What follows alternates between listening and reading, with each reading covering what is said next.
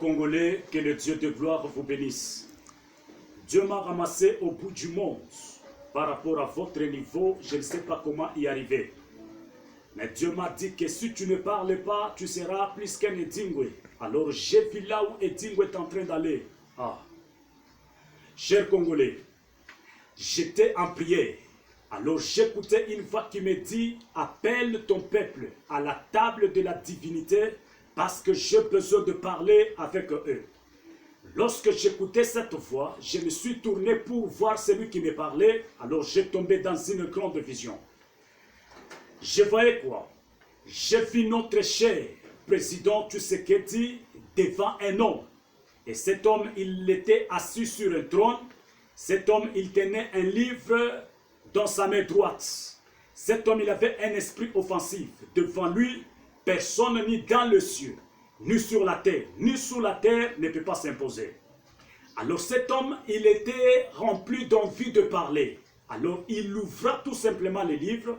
C'est le livre qui commence à nous expliquer ce que cet homme voulait dire. Dans le livre, je voyais quoi? Dans le livre, je voyais, il y avait une colline. Au bas de cette colline, il y avait tout un peuple. Et ce peuple vivait une vie qui n'a pas de vie. Ce peuple se lamentait. Ce peuple entendait un roi. Après un temps, j'ai vu le roi venir. Le roi venir avec ses serviteurs. Le roi essaya de monter sur la colline. Il fallait que le roi arrive au sommet de la colline pour qu'il parle avec le peuple. Mais lui, le roi, arrive au milieu de la colline et le roi commence à se proclamer. Il dit, je suis le roi. En dehors de moi, il n'y a point de roi. Alors le peuple n'était pas content de ce que le roi disait. Le roi a fait constat. Il a constaté que le peuple n'est pas content de ce qu'il disait. Alors le roi s'énerva. Le roi ordonna à ses serviteurs d'entrer dans le peuple et de commencer à fouetter le peuple, 5 coups de fouet par chacun. Alors les serviteurs du roi entrant dans le peuple, ils commencent à fouetter le peuple. Alors parmi ces peuples, il y avait un homme. Lorsqu'on a commencé à fouetter cet homme, arrivé au 4e coup de fouet, pour qu'il reçoive le 5e coup de fouet, cet homme il cria d'une voix forte, il dit, nous sommes dans le temps de Seseko, ce qui veut dire, tu le fais, ou tu ne le fais pas, tu feras ce qu'on t'impose. C'est une grande malédiction. C'est une malédiction massive. C'est ce qui fait que notre terre rejette nos pieds. Lorsque cet homme a crié comme ça, toujours au milieu de ces peuples, il y avait aussi un autre homme. Alors, lorsque cet homme a écouté ces déclarations, cet homme il a refusé qu'on le fouette. Alors cet homme a pris la fuite.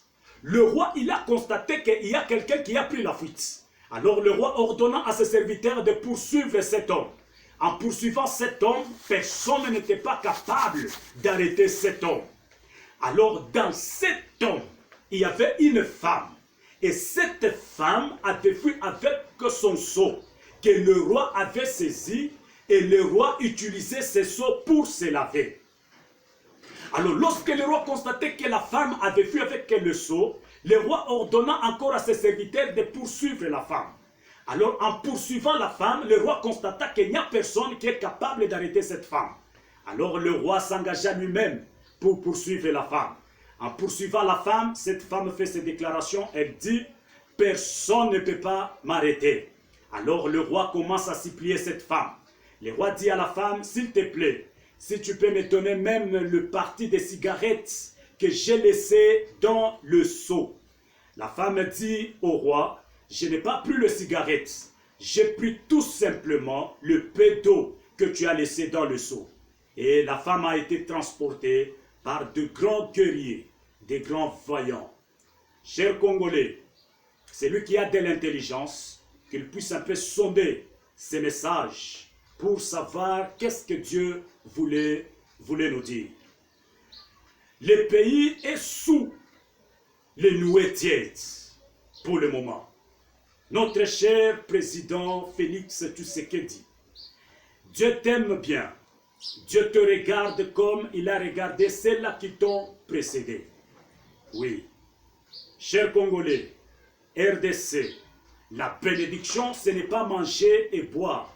Mais la bénédiction, c'est avoir le Dieu très haut, le roi de l'univers, sur ton trône. Que le Dieu de gloire vous bénisse.